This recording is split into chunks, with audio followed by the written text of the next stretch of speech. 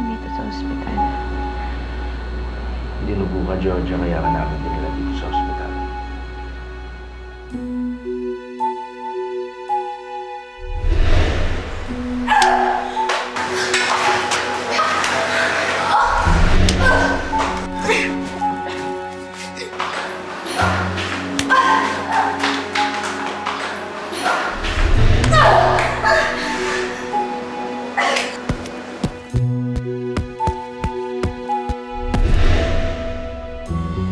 Si Emmy may kagagawa nito eh.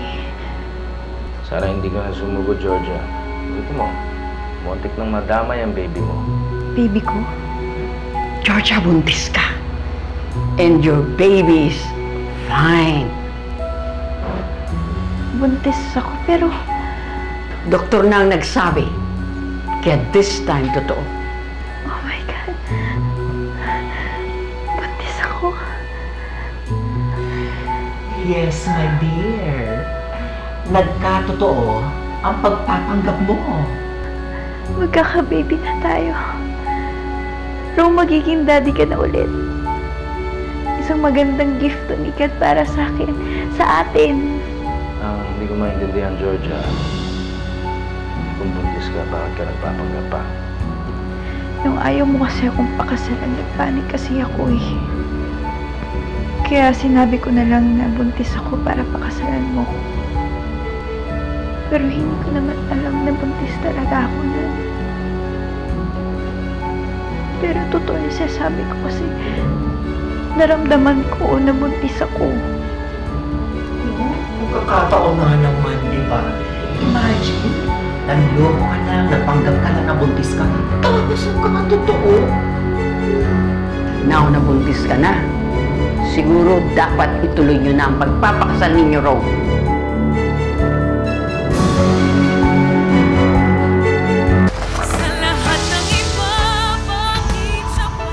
Now na buntis ka na, siguro dapat ituloy nyo na ang pagpapakasal ninyo, Ro. No. Huwag na natin uulitin ang pagkakamaling yun. Pagkakamali na pakasalan ako. Georgia, sinabi ko na sa ito dati. Sinabi ko lang na pakakasalan kita dahil sa baby.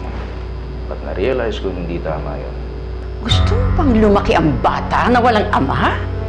Ma, hindi porket hindi ko pakakasalan si Georgia, hindi ko susuportahan ng bata. Siyempre, aalagaan ko yun. Suportado kang pagbubuntis niya. Gagawa ko naman yun kahit hindi ko siya pakasalan. Pwede rin naman. Marami naman na gano'n ang setup. Shut up, Zenny. Hindi ka nakakatulong. Ma'am Georgia, huwag naman ganyan. Kailangan mag-ipon kayo ng maraming pasensya at kumalma ka now that you are pregnant. Baka mapano ang baby mo. Masakit lang kasi. Ayaw pa rin kasi akong pakasalan ni Rom kahit may baby na kami. Iniisip ko lang na may kapakanan ng bata eh. Lalaki to na magtatanong sa akin kung bakit hindi kami magkasama nung daddy niya at hindi kami kasal. Hindi ko alam kung paano ko i-explain yun eh. Georgia, marami pa tayong oras para pag-usapan yan.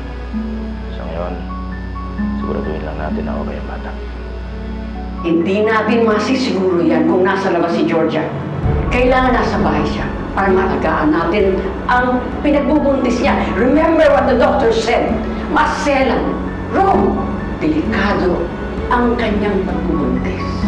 True.